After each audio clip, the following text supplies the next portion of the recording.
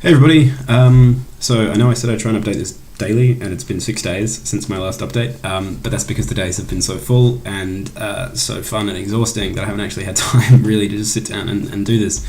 So last time I uploaded, we had just finished a simulation of making a directive in the EU. Since then, a lot has happened, so I'll try and do this 2 days at a time so you don't have to watch me talk for 20-30 minutes in one go. So after that last day on the Thursday, we went to Strasbourg, which is the capital of the Council of Europe. They call it a European capital because over the years it has switched between France and Germany so many times that it's hard to actually say it's French or German. It's now part of France, but the people speak French and German there, and it's not only the seat of the European Parliament, the formal seat, they only sit there 1 week a year, 4 weeks a year, but it's also the seat of the Court of Justice, which is part of the European Court of Human Rights. The names are very similar, it can get very confusing, which is part of the Council of Europe. Now, the Council of Europe is a classical international organisation like the UN, so it's people don't give it power that overrules their sovereignty. They just join and try and live by its expectations, like Australia does with the UN. So it's not necessarily a binding organisation. It has more members than the EU, but it's sort of as I think I said this in the last video. Actually, it's sort of like a gatekeeper to the EU. So we got to the council and we got to see how it's all set up, the actual room they meet in, the sort of things they talk about. I learned that the only country in Europe that's not part of it is Belarus. That's because they still have the death penalty, and a requirement is that you remove the death penalty. Russia is a part of it because they have a moratorium on their death penalty, although they still have it, but they say they won't use it. And we had we had a tour guide and a lecturer who told us so much about the way the council functions and its responsibilities. But in a way, I did very much get the vibe that it's nowhere near as powerful as the EU. It's like the UN, and I think sometimes members pay it lip service. They join it and say they'll do things, but they don't. That being said, it still has an enforcement mechanism through the courts, which, from what I understand, is quite respected by its members. So after that, we got plenty of free time in Strasbourg. We had dinner, had my first doner kebab since I've been here, which was incredible. We did a boat tour, we climbed a cathedral that looks just like the Cathedral of Notre Dame, except it only has one spire.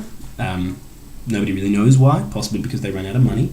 And we spent a fantastic day walking around Strasbourg and seeing as much of the city as we could, which was both a medieval city and a new imperial city built by Kaiser Wilhelm I, who put a university there and said this would be his showcase city for what Germany can do for you if you become part of Germany, which was very good until it was taken over by the Nazis, in which case it became kind of don't ever refer to yourself as French. So I'm not only getting lots of interesting information about the EU, I'm getting a lot of information about European history in general.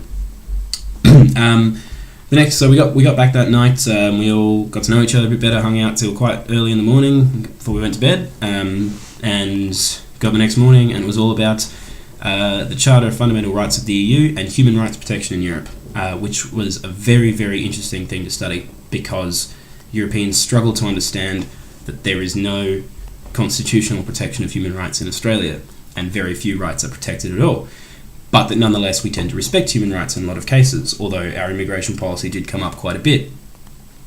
We spent the morning learning about the EU and how, as the EU is a supranational organisation and it has power of direct intervention in national legal orders of member states and direct legal relations with their citizens, that you can actually bring actions against your own country to the European Court of Justice or the European Court of Human Rights to actually stop a law that your country has made or some treatment that they've done to you, and they're enforceable. It's real, tangible human rights protection, which is fantastic and something I've never really had an opportunity to study before, because human rights law is quite often grounded in unenforceable international laws set by the UN or similar international organisations.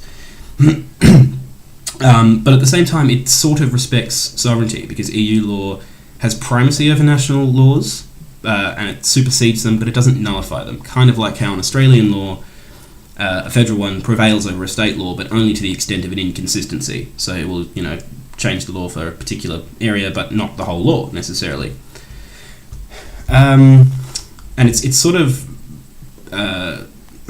it's actually kind of similar to Australia's jurisdiction in a lot of ways, because you have your human rights written down, but then the court has had to take them and interpret them, and to understand all your rights you would actually have to read all the laws and read all the cases. So they have a better knowledge of human rights than we do, but I think for the layperson it's still quite difficult to understand all your rights. So after the lecture we had another simulation where we had 2 case studies of human rights violations, and we sat as both the European Court of Human Rights and the European Court of Justice and had to determine a case brought before us. So I sat as president of the European Court of Justice, which was very cool, and it was great to be in a sort of mooting scenario again, but from the other side, and get to be the judge of a legal system I knew nothing about. But we sort of brushed up on it. The court came to our opinion before the case, and then it actually changed as a result of the arguments brought. So we ruled 4-2, saying that I think we said that it was not a violation, but as it turns out, the actual case that was based on found it was a violation. So I was sitting in the minority, but actually was correct in the actual case, which was really cool. And Rajesh and I, he's a really nice guy from India, he was on the other side, who agreed with me. And we actually learned a lot about human rights in Europe. I'm probably going to say this every video. I have learned so much in the last 6-7 days. Last week, I've learned an incredible amount. I feel like I'm learning about the law again for the first time. And in a way I am, because I'm learning about the EU law. But I can't stress enough for anybody considering doing this study tour next year to please apply. You won't regret a second of it. It's a fantastic time, and to learn about these things that we sometimes have no concept of in Australia is incredible. It's a really, really great opportunity. That was the first 2 rights. So Strasbourg, and then human rights, and then the next day, on Sunday, we looked at European asylum policy. Being Australian, we got some funny looks. Our asylum policy makes the news here, and it's not taken well by Europeans. So very different system. They very much respect the idea of refugee, but they have problem implementing it sometimes. So in Europe at the moment, there's what's called the Dublin Convention, which means that a European country that receives a refugee is responsible for the refugee. So if the refugee comes into Greece and then travels up to Germany and applies for asylum, the Germans can send them back to Greece and say, no, you have to apply for asylum in Greece. So we broke down the advantages and disadvantages of this system, and it seems quite troubled. In a way, you've got common border policy, but in another way, you've got your border states sharing the burden, and they get a little bit more money from the EU, but Greece isn't prepared to protect its border in the same way that Germany might be, because Germany's a much more advanced, much richer state. It also means you've got an unfair burden on these states, and it might prevent what's called asylum shopping, where you try and get to the best country that will give you the best asylum. But another way, that's sometimes important, because a refugee who is, let's say, Christian in not Saudi Arabia, Christian in the Yemen, for example, who's come all the way to Europe, is in a different situation to somebody who's fled Sudan because they're gay, and they might need to get to a country that better protects them for who they are.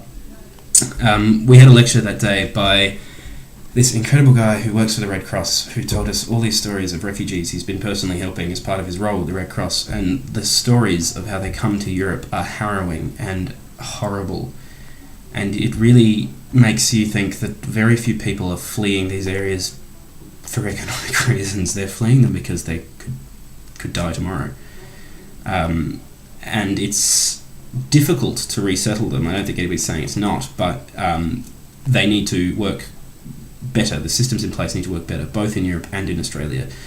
We need to be prepared to help these people, but we need to be prepared to help these people, which is not an easy thing to do, and I'm not saying I have an answer. I'm just saying that when you hear these stories firsthand of how these refugees fled their country, it really does make you think again that this is a human problem. You can call it an economic problem, a legal problem, a social problem. It's a human problem. These are human beings fleeing horrible persecution.